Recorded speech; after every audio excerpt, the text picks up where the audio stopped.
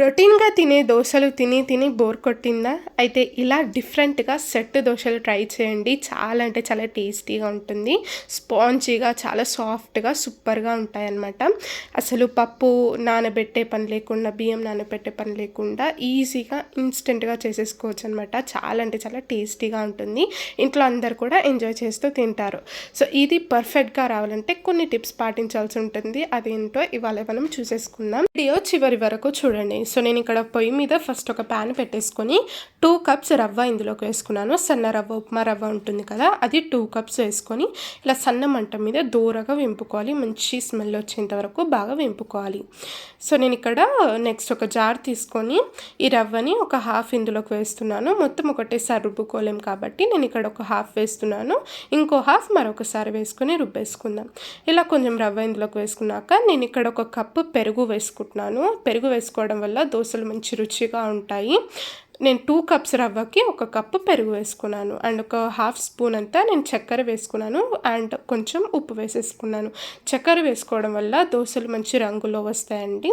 And ఇలా కొన్ని water add చేసేసుకొని దీన్ని మెత్తగా బ్యాటర్లుగా ప్రిపేర్ చేసేసుకుందాం. నేను ఇక్కడ ఒక బాండ్లీలో ఇందులోకి ప్రిపేర్ చేసుకున్న బ్యాటర్ ఉంది కదా, ఇందులోకి వేసేస్తున్నాను.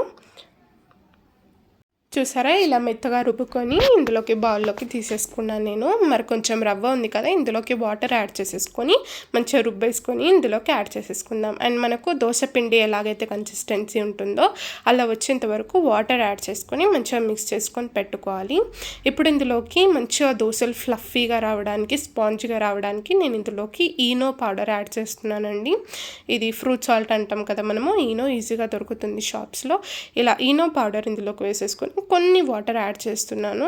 ఇలా వాటర్ యాడ్ చేసుకొని బాగా ఒకసారి కలిపేద్దాం. ఈ పౌడర్ అంతా కూడా ఇందులో కలిసిపోయేలాగా బాగా ఒకసారి మిక్స్ చేసేసుకుందాము.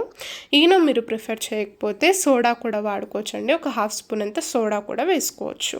ఇలా ఒకసారి ఈనో మొత్తం కూడా బ్యాటర్లో బాగా మిక్స్ చేసుకున్నాక మనము దోసెస్ని ప్రిపేర్ చేసేసుకుందాం.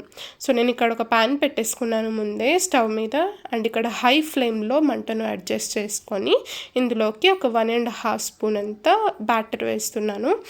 ఇలా పిండి వేసుకున్నాక మనం దోశకైతే నార్మల్గా ఇలా స్ప్రెడ్ చేస్తాం కదా పెద్దగా, అలా చేయకుండా ఇవి స్పాంజీగా ఫ్లఫీగా ఉండాలంటే ఇలానే వదిలేయాలండి. ఇలా కాసేపు పెట్టాక ఇలా పోర్స్ లాగా వస్తుందన్నమాట స్పాంజీగా. అలా వచ్చినప్పుడు మంటను కొంచెం మీడియం ఫ్లేమ్లోకి పెట్టేసుకొని ఇలా పైనుంచి ఒక మూత పెట్టుకోవాలన్నమాట. మూత పెట్టుకున్నాక ఒక 1 మినిట్ వరకు బాగా కుక్ చేసుకున్నాక ఇలా మూత తీసి మనము ఒక ప్లేట్లోకి తీసేసుకోవడమే. అంతే అండి, ఎంతో సింపుల్గా అయిపోతుంది మనకు ఈ సెట్ దోశ అనేది. ఇంకో పక్క కాల్చుకొని అవసరం లేదు, ఈజీగా ఒకటే పక్క కాల్చుకొని తీసేసుకోవాలి అంతే. ఇలా చూసారా, ఇంకోటి కూడా వేసి చూపిస్తున్నాను. ఒక 1.5 గరిట నేను ఇక్కడ పిండి వేసేసుకొని మంటను మీడియం ఫ్లేమ్లోకి పెట్టేసుకుని మూత పెట్టుకొని బాగా కుక్ చేసేసుకొని 1 మినిట్ పాటు ఇలా సపరేట్గా తీసేసుకోవడమే. మనకు మార్నింగ్ బ్రేక్ఫాస్ట్లో ఇదైతే సూపర్గా సెట్ అవుతుందండి. ఎక్కువ టైం లేదనుకున్నప్పుడు ఇన్స్టెంట్గా అవి ప్రిపేర్ చేసేసి పెట్టేసుకోవచ్చు. అందరికీ కూడా చాలా బాగా నచ్చుతుంది అనమాట. ఇది ఫేవరెట్ బ్రేక్ఫాస్ట్గా కూడా మారుతుంది. ఇది టమాటో చట్నీలో, కొబ్బరి చట్నీలో, పల్లీ చట్నీలో ఎందులోకైనా సూపర్గా సెట్ అయిపోతుంది అనమాట. చాలా అంటే చాలా టేస్టీగా ఉంటుంది.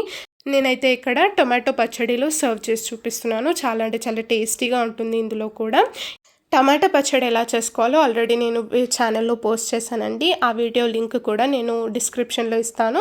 కావాల్సిన వాళ్ళు తప్పకుండా చూడొచ్చు.